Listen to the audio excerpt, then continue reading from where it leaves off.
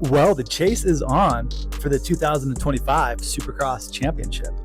Yeah, the number 4 is jetting away from the competition in the Monster Energy AMA Supercross season. He is, man. He did it in very convincing fashion. He rode with a certain level of, I almost want to say, urgency of just, I'm going to get to the front no matter what.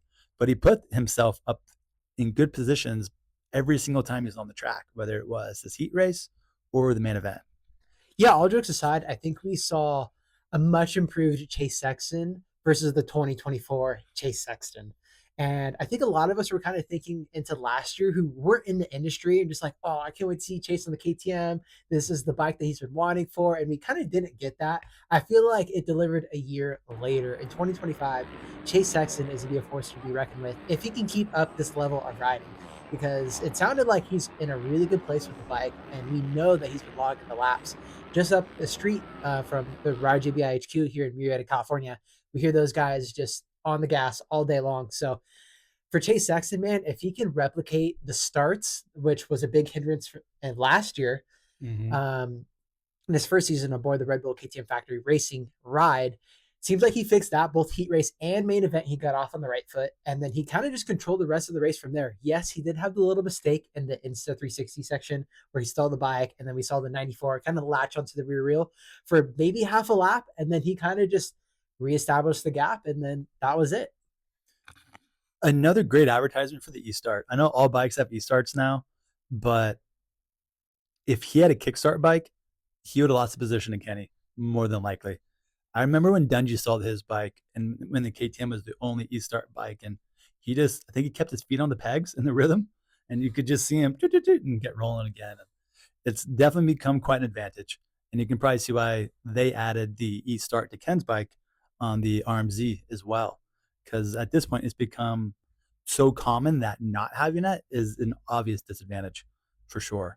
But yeah, hats off to Chase, man. He just kicked ass, and whatever they're doing up there seems to be working well. Granted, this is just the first race, but you want to start off the first race good and not from behind like he did. Talking about him, like, it's really hard to say anything bad. I thought he took great lines. He rode a great race.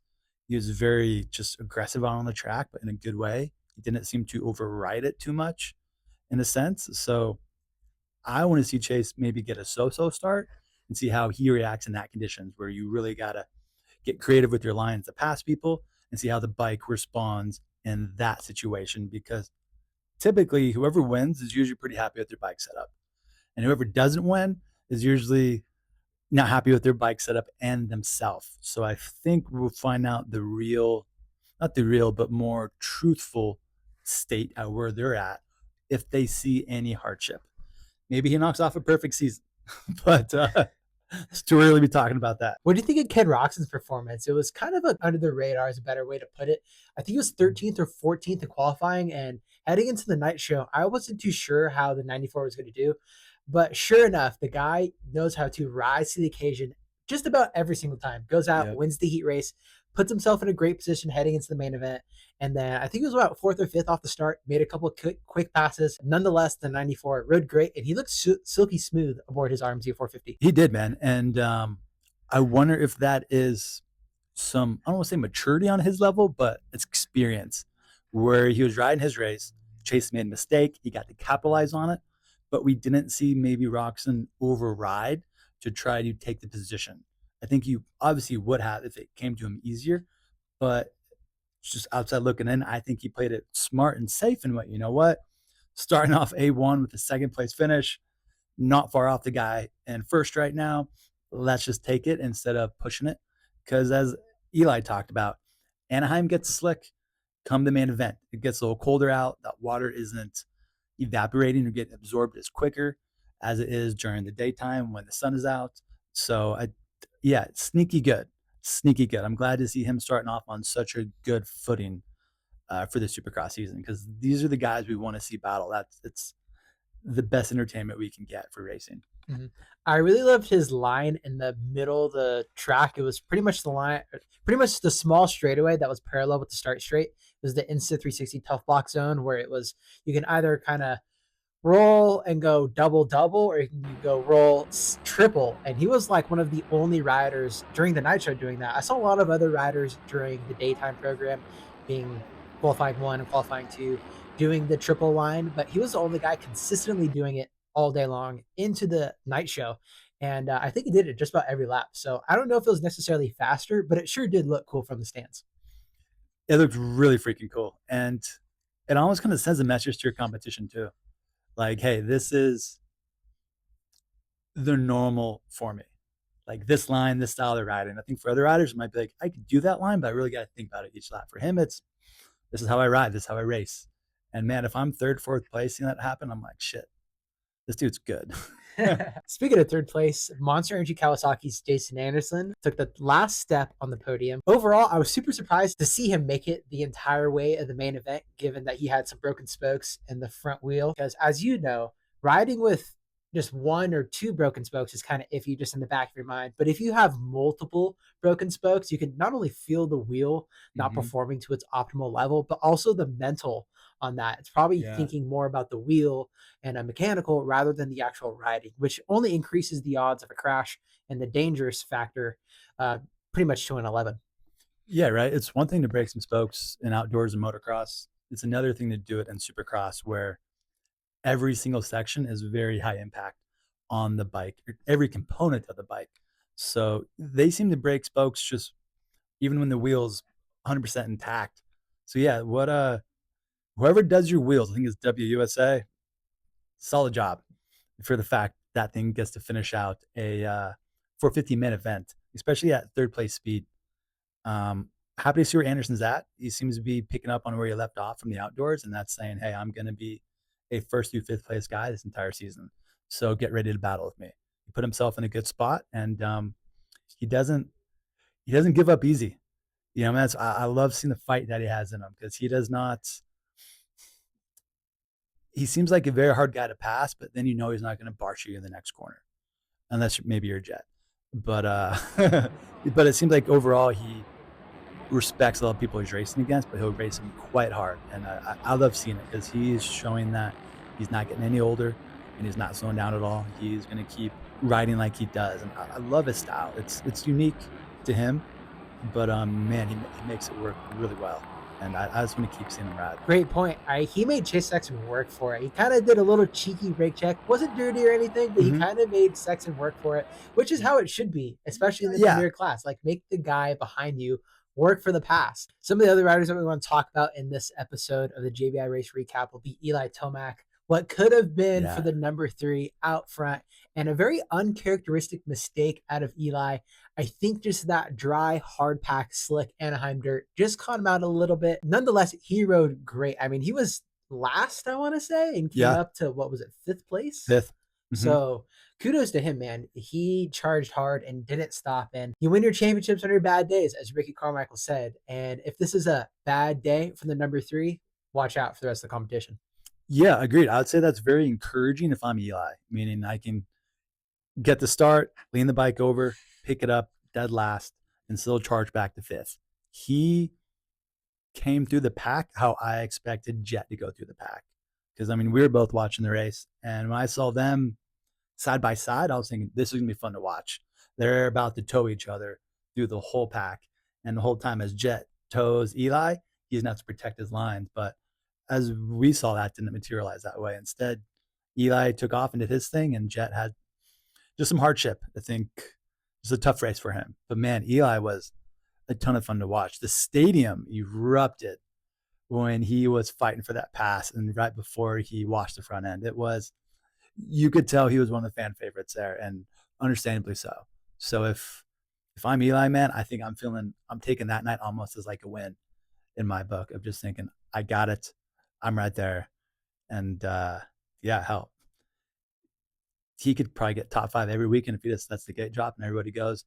At least he knows he's not going to crash in the first corner or have any tip overs. Well said. I couldn't agree more, Eli. Sorry, but it wouldn't be the sexiest way to win the title, but it'd be consistent. Absolutely. Let's move on to Jet Lawrence and his brother Hunter Lawrence, kind of in the same segment here. Both Honda HRC boys struggled for what seemed like the first time in quite a while We saw them just pretty much dominate Jet, that is 2024 Pro Motocross. Same last year in Supercross. We kind of exited out the 2024 motocross campaign a little bit early with an injury, and we saw him come back through SMX, but he still won that. We saw Hunter Lawrence put in some great rides through those seasons as well. But it seemed like this was the first night in quite a while that I can remember that both Lawrence boys struggled. Yeah, it did, man. It was interesting to watch in the sense that isn't the norm that we have come to expect to see from them. And I almost wonder, you alluded to this earlier today when we were building some suspension in the back, and you said you think the honeymoon is over, the honeymoon phase, in the sense of he's had a stellar rookie season in the 450 class. It has to be the best one to date. I don't know anybody that has done that well as a rookie. So I don't know if it's a pressure thing getting to him or what it is, because I've heard the media say it's a little bit of bike settings, but I have a hard time believing the bike is that far off base. Just knowing the 2025 isn't that far off from the 2024. And obviously they were pretty happy with it. And the last couple outdoor rounds, they looked pretty dang good on the SMX rounds. So I'm sure there's room to be improved.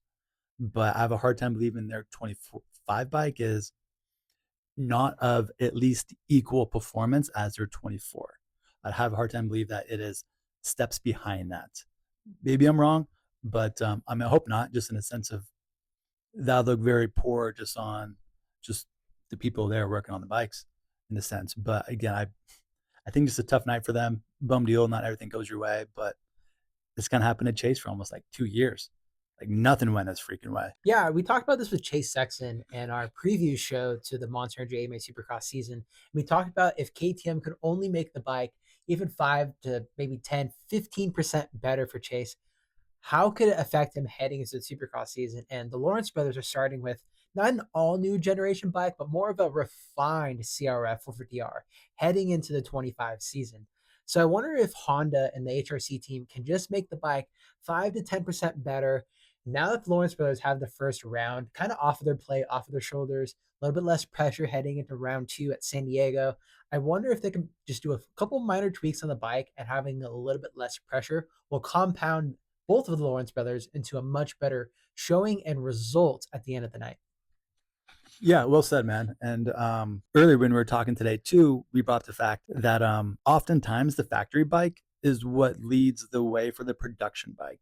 Meaning what they're doing on the factory level is we're going to see some of that trickle down to the production bike. And for 2024, we could see them bracketing and bracing the frame to be stiffer. The 2025 had those mods in it already. So that's why I have a hard time believing that they're that far off base, because a lot of it just seems like the 2025 is how their 2024 was set up. That's the direction they wanted to go. So to think they got it that wrong or backwards would just be really wrong or backwards, because then that means the whole production bike is off and wrong.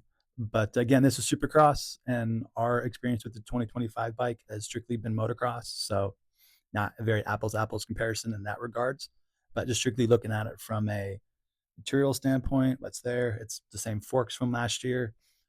The shock is different, but more an aesthetic in terms of how it fits in there. So it's not wildly of a new bike, but I'm curious if there's been any turnover there in terms of, do they have the same suspension guy still? Do they have the same chassis guy? Has there been any maybe changes there? And is that maybe affecting the team? Or have they altered the program a little bit? Or maybe it's the same. But you know what? It's only been one race. And oftentimes I feel like round 2 is the true tell for how the season is going to go. Because I think Jet is one of the few riders that has won Anaheim 1 and then gone on to win the championship. I think the statistic usually is if you win A1, you're not winning the championship. It's not always that way, but I think more times than not. You're 100% right, JB. It's very often that the winner of Anaheim 1 does not go on to win Monster Energy AMA Supercross Championship at the end of the year. But there is another race later on the Monster Energy AMA Supercross schedule. Maybe you've heard of it, Daytona, where they race in a speedway. It's pretty sandy, pretty cool, a lot of legacy and history there. More often than not, the rider that wins Daytona is the rider that wins the championship at the end of the year. So that's my championship pick. Whoever wins that race is going to win the title in Salt Lake in a few months' time. So Okay, nice. So then you're playing it, you're keeping your cards close. Absolutely. God, who else can we just touch on real quick? Bummed to see Malcolm go down. That seemed like a pretty hard crash, and I can not see how that would not affect you going into the main, whether just being sore or anything like that. So I don't think we got a true preview on how Malcolm's gonna be riding this season. You point out Cooper Webb had a really sneaky good night. I think he just kind of got overshadowed by the other riders out there, but he put himself in a great place to finish, and he's going to be a contender this year. Yeah, this close to getting on the last step of the podium. He was right on Jason Anderson heels and even Ken Roxon's heels. Like he wasn't that far behind. So I feel like if he just would have put himself in a better spot off the start and maybe just the first few laps, if he was in a better position, I think he would have been up there dicing for a podium or even the main event win. But for Cooper Webb, I think that guy, he's just a grinder. Like he's going to be there all season long. And if a fourth place is, again, kind of similar to Eli Tomac, if a fourth place is a off night or a bad night, like by no means is that a bad night. Like it's still a good points paying out night. And realistically, he's only like, I think it's like 8 to 10 points out of the championship, which isn't a lot.